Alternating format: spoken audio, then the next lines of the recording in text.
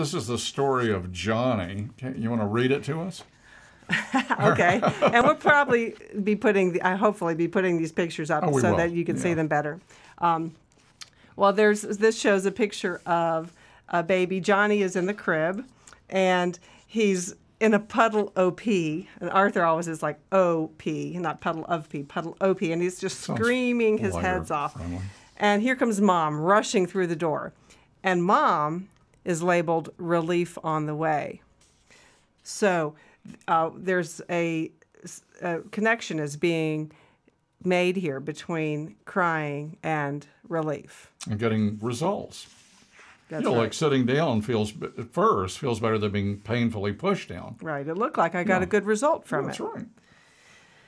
Then, so here's Johnny in school years, and he's crying, and out of his head comes a picture of Mom running to bring the baby relief. And there's a young woman, a girl, saying, "What's wrong, Johnny?"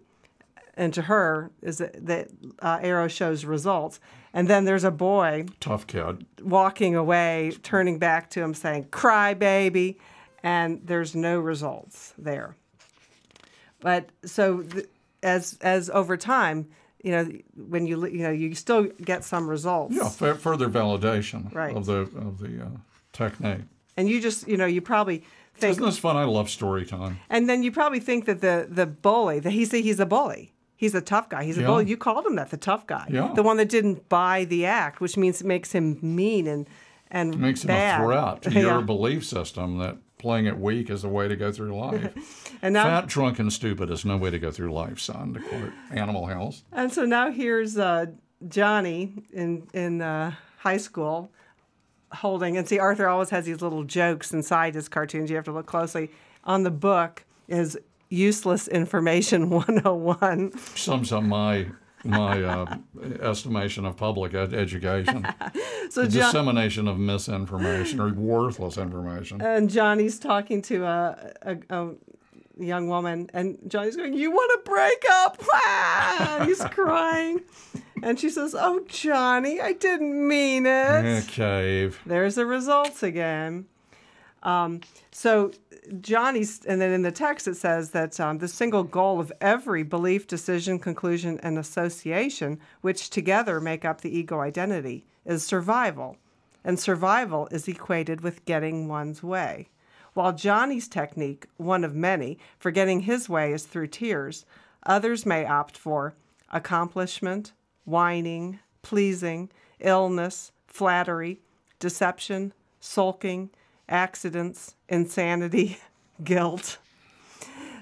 And one of the ways I noticed that accomplishment, some people might go, accomplishment? Well, what I've noticed is one of the ways I have gotten through life is by being perfect. Because if you're perfect in all ways, then nobody can find any fault with you, and you get along much better. But everything has to be perfect. It's very time consuming. She's very good at it too. That's the worst part. Okay, so here's Johnny grown up.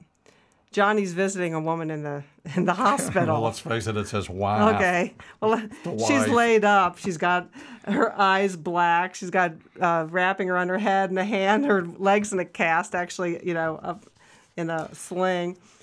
And Johnny's going, "I'm so sorry. I was so drunk. I don't remember beating you up." Wah! And the poor unfortunate wife is saying, "It's okay, dear. I forgive you." I don't know whether she's poor and unfortunate or not. There's different ways of playing the survival and game. You check out Arthur's song, "Something Awful Wrong with You," that is online. Anyway, so the cast says results. Once again, Johnny's getting results with his tears. He's being forgiven for just acts of brutality. Time marches on. Time, as it does. Decades pass, unchanged behavior pattern. And here's Johnny, old man Johnny, in a wheelchair. And he's crying. What a surprise. "Go ahead, put me in a home. See if I care." Oh, no, pooped him. And the son is saying, "Oh," or maybe this is the daughter's husband, probably daughter's husband saying, "Old bastard."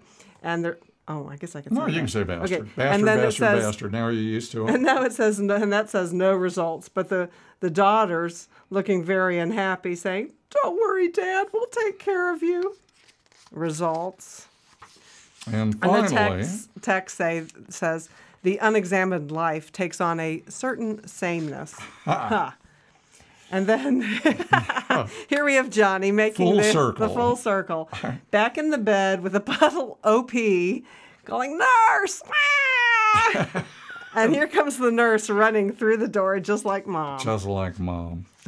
Hey, when you got a I can't imagine who I wrote that about, where I got the idea for Johnny. Yeah, you're right. That's exactly where I got it from myself. It's exactly how I played the game of life. Yeah.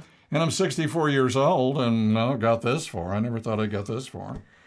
Yeah. So, all you have to sacrifice is a whole lot of dignity and pride, but I believe those are screwed up states anyway. Right. And, we basically think we're all crazy, so how's that for sophistry? Pride is the greatest sin. It is the greatest sin. Of those 7 deadliest sins. Thanks. Yeah, it's the greatest. Right. So, yeah, you were right to be avoiding pride.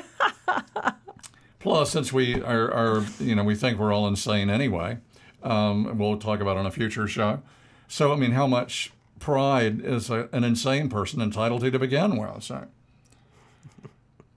who cares about dignity as long as you can, not be humiliated by being pushed down in one way or another? And what the mind equates that with is a threat to survival. Right. That's right. And how do you avoid death?